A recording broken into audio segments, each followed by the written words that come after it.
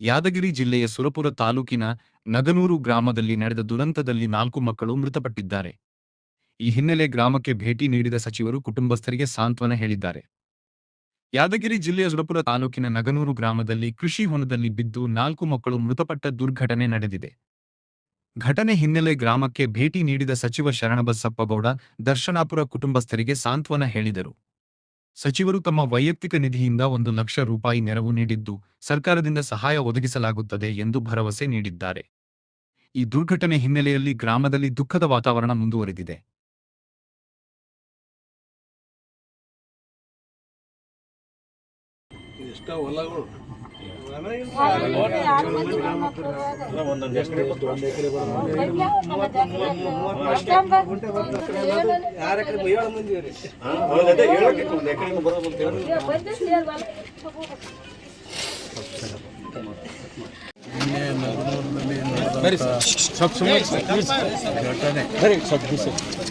ಭಾಗದ ಜನರಿಗೆ ಶಾಕ್ ಆದಂಥ ರೀತಿಯಲ್ಲಿ ಗ್ರಾಮದ ಎಲ್ಲರಿಗೂ ಕೂಡ ಅದರ ಬಗ್ಗೆ ಸುದ್ದಿ ಕೇಳಿ ಭಾಳ ತಲ್ಲಣಗೊಂಡಿದ್ದರು.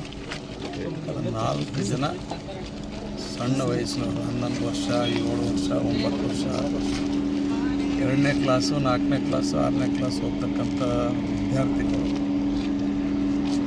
ಎಲ್ಲೋ ಒಂದು ನೀರಿನ ಇದರಲ್ಲಿ ಹೋಗಿ ಒಂದು ಕೃಷಿ ಹೊಂಡದಲ್ಲಿ ಆ ಸುಳಿವಿನಲ್ಲಿ ಮೊದಲಾಗಿ ಸಿಗಬಿದ್ದು ಹೊರಗೆ ಬರಲಾರಂಥ ರೀತಿಯಲ್ಲಿ, ಯಾಕಂದರೆ ಅದು ನೋಡಿದರೆ ದೊಡ್ಡವರು ಕೂಡ ಇಲ್ಲಿ ಹೋದರೂ ಹೊರಗೆ ಬರಲಾರಂಥ ರೀತಿ ಅದ.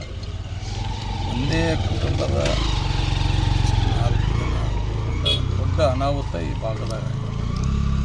2 ವರ್ಷ ಮೊದಲು ಕೂಡ ಖಾನಾಪುರ ಕೆರೆಯಲ್ಲಿ ಕೂಡ 2 ಯುವಕರು 3 ಯುವಕರು ಆಗಿದ್ದರು. ಅದೊಂದು ಭಾಳ ದೊಡ್ಡ ಘಟನೆ ಆಗಿತ್ತು. ಇದೊಂದಾಗಿ ಇದಕ್ಕೆ ಯಾರೂ ನಾವು ಏನೋ ಮಾತಾಡ್ಲಾರ ಸ್ಥಿತಿದಾಗಿ ನಾವೆಲ್ಲರೂ ಸೇರಿದರೂ ಕೂಡ ಅವ್ರಿಗೆ ಯಾರಿಗೆ ಅವರ ಮಕ್ಕಳು ಮೊಮ್ಮಕ್ಕಳನ್ನು ವಾಪಸ್ ತರ್ತಕ್ಕಂಥ ಪರಿಸ್ಥಿತಿ ಇಲ್ಲ. ಏನೋ ಆಸ್ಪತ್ರೆ ಮುಟ್ಟಿದ್ರೆ ನಾವೇನಾರ ಕೋಶಿಶ್ ಮಾಡ್ಬೋದಾಗಿತ್ತು, ಅಲ್ಲಿ ಹೋಗ್ಲಿಕ್ಕಾಗಲಿ ಚಾನ್ಸ್ ಇಲ್ಲ. ಅಲ್ಲಿ ಹೊತ್ತು ದೇವನೇ ಹೊರಗೆ ಬರ್ತಕ್ಕಂಥ ಕೆಲಸ ಆಗೋದು. ಅದಕ್ಕಾಗಿ ಆ ಕುಟುಂಬದವರಿಗೆ ಆ ಭಗವಂತ ದೊಡ್ಡ ಶಕ್ತಿ ಕೊಡಲಿ. ಸರ್ಕಾರದಿಂದ ಏನೇನು ಪರಿಹಾರ ಕೊಡಿಸ್ಲಿಕ್ಕೆ ಸಾಧ್ಯ ಅದ ಅದೆಲ್ಲ ಕೂಡ ಈಗಾಗಲೇ DC ಅವ್ರು ಕೂಡ ಬಂದಿದ್ದಾರೆ, ಅದೆಲ್ಲ ಕೊಡಿಸೋಂಥ ಕೆಲಸ ಮಾಡ್ತೀವಿ. ಅದು ಪರಿಹಾರ ಆಗಲ್ಲ, ಯಾಕಂದ್ರೆ ನಮ್ಮಲ್ಲಿ ಇರ್ತಕ್ಕಂಥ ವಸ್ತುನೇ ಆದ್ಮೇಲೆ ಅದಕ್ಕೇನೋ ಬೆಲೆ ಕಟ್ಟತಕ್ಕಂಥ ಏನಿಲ್ಲ. ಆದ್ರೂ ಕೂಡ ನಿಯಮದಂತೆ ಸರ್ಕಾರದಿಂದ ಏನೇನು ಸಾಧ್ಯ ಸವಲತ್ತುಗಳು ಕೊಡಿಸ್ತಕ್ಕಂಥ ಕೆಲಸ ಅನಿವಾರ್ಯವಾಗಿ ಮಾಡ್ತಾರೆ.